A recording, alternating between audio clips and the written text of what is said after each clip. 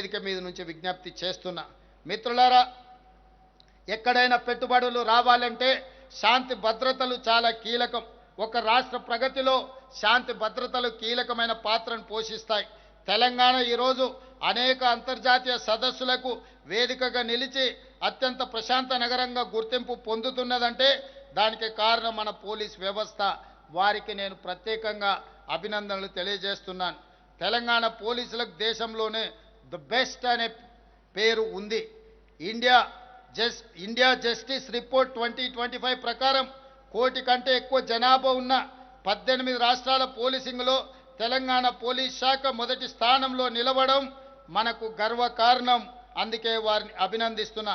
138 దేశాలు పాల్గొన్న world police సమ్మిట్లో 2025లో drug control కేటగిరీలో మన హైదరాబాద్ నార్కోటిక్స్ ఎన్ఫోర్స్మెంట్ వింగ్ ప్రథమ బహుమతి అందుకోవడం మనకు గర్వకారణం.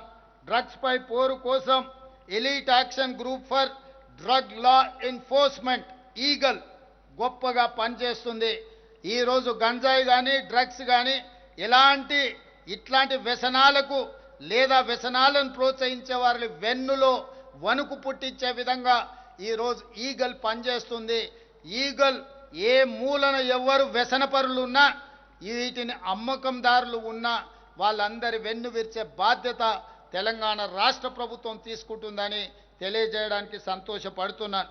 మేము అధికారం చేపట్టే నాటికి గత పాలకులు మాకు వారసత్వంగా 8,21,651 కోట్ల రూపాయల అప్పులు మరియు బకాయిలు మిగిల్చి వెళ్ళారు.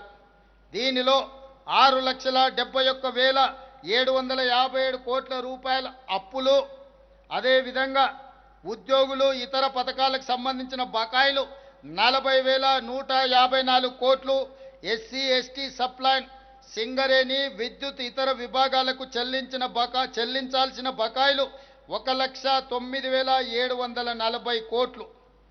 వారు చేసిన అప్పును తిరిగి చెల్లించడానికి ఇప్పటిదాకా అసలు రూపేణా 1,32,498 కోట్లు, వడ్డీలకు 88,178 కోట్ల రూపాయలు, మొత్తము కలిపి 2,20,676 కోట్ల రూపాయలను ఈ 20 నెలల్లో తెలంగాణ రాష్ట్ర ప్రభుత్వం చెల్లించింది.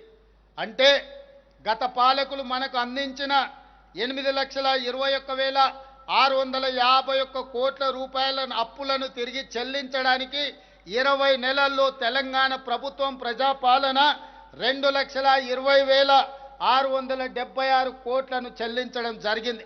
ఈ అప్పుల భారం లేకపోయినుంటే ఈ సొమ్మంతా పేదల సంక్షేమానికి తెలంగాణ అభివృద్ధికి ఉపయోగపడేది.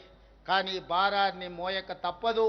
అయినా ఓపికతో సమయస్ఫూర్తితో తెలంగాణ రాష్ట్ర ప్రభుత్వాన్ని నడిపిస్తున్నాము. మీ అందరి ఆశీర్వాదం ఉన్నందుకు నేను ధన్యవాదాలు తెలియజేస్తున్నాను. ఇంత ఆర్థిక భారం ఉన్నప్పటికీ శూన్యం నుంచి ఉన్నత శిఖరాల వైపు రాష్ట్రాన్ని తీసుకెళ్లేందుకు మేము కృషి చేస్తున్నాం. జాతిపిత గాంధీజీ, నవభారత నిర్మాత పండిట్ జవహర్లాల్ నెహ్రూ, డాక్టర్ బాబాసాహెబ్ అంబేద్కర్ గారి స్ఫూర్తితో ప్రజల ఆదరణతో మేము ముందుకు సాగుతున్నాం. ఈ సందర్భంగా ఒక అంశాన్ని మీ ముందు పెట్టదలుచుకున్నాను. మనసుంటే మార్గం ఉంటుంది. Where there is a will there is a way అనే సూక్తిని మనం నేను ముఖ్యంగా బలంగా విశ్వసిస్తాను. మాకు విల్ ఉంది, విజన్ ఉంది. తెలంగాణ రైజింగ్ 2047 మా విజన్ ద్వారా తెలంగాణ రాష్ట్రాన్ని ముందుకు తీసుకువెళ్తాం. ఆ విజన్ను నిజం చేసే మిషన్ ఈ ప్రభుత్వం. ప్రజలు అండతో నిండైన గుండె ధైర్యంతో ప్రపంచ వేదికపై తెలంగాణను నెంబర్ 1గా నిలబెట్టడమే మా విజన్.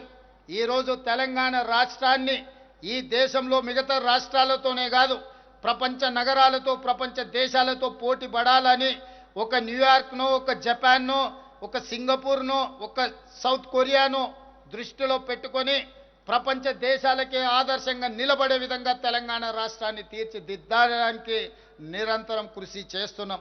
మిత్రులారా, ఈ ప్రయత్నంలో మీ అందరి సహకారం కావాలి. మీ అందరి సహకారంతో కుట్రలను తిప్పి కొడతాం. రాష్ట్ర కేంద్ర ప్రభుత్వాల మధ్యలో సమన్వయం చేసుకొని రాష్ట్రానికి రావాల్సిన నిధులను అనుమతులను సాధించుకొని బలమైన రాష్ట్రంగా తెలంగాణని పునరుద్ధరించి పునర్నిర్మించి ప్రపంచానికి ఆదర్శంగా తీర్చిదిద్ది తెలంగాణ రాష్ట్రాన్ని ముందుకు తీసుకువెళ్తాం. తెలంగాణ అంటే ఈరోజు తెలంగాణ మీన్స్ బిజినెస్.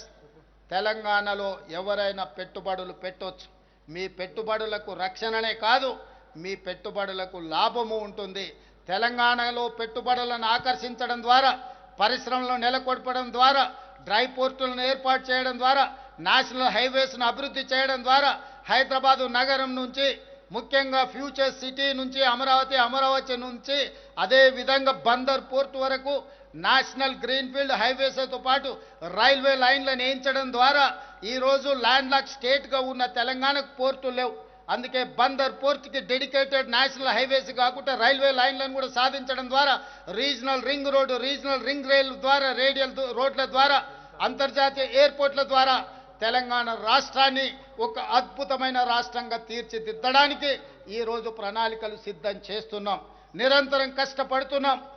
మధ్యలో కొంతమంది అపోలు సృష్టించిన తెలంగాణ ప్రజల ఆశీర్వాదంతో ఈ కుట్రలను ఛేదిస్తాం.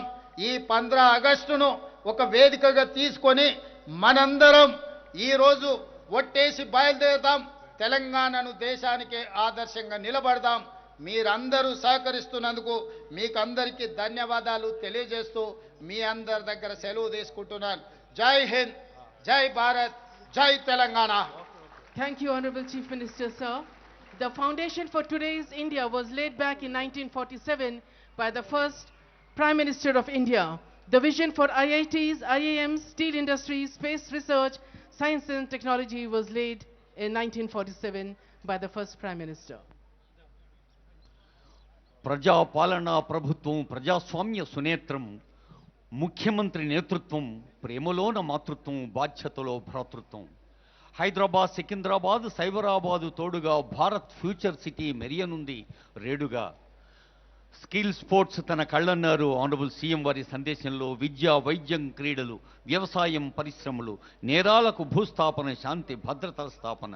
విలువ ఉంది, విజన్ ఉంది, విజన్ను నిజం చేసే మిషన్ ఉంది అన్న గౌరవనీయులైన ముఖ్యమంత్రి గారి చేతుల మీదుగా ఇప్పుడు అవార్డుల బహుకరణ పోలీస్ అధికారులకు. అంతకుముందు ముఖ్యమంత్రి గారు స్వయంగా ప్రోత్సహిస్తున్న మన తెలంగాణ బిడ్డ, పాత బస్తీ బిడ్డ Rahul సిప్లిగన్స్.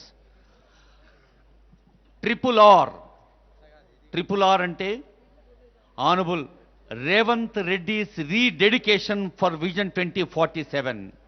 Revanth Reddy's rededication for vision 2047. Triple R అంటే రీజనల్ రింగ్ రోడ్. అది పల్లెలు, పట్టణాలు, మహానగరాన్ని కలుపుతోన్న ఒక అభివృద్ధి మార్గం. మరి ఈరోజు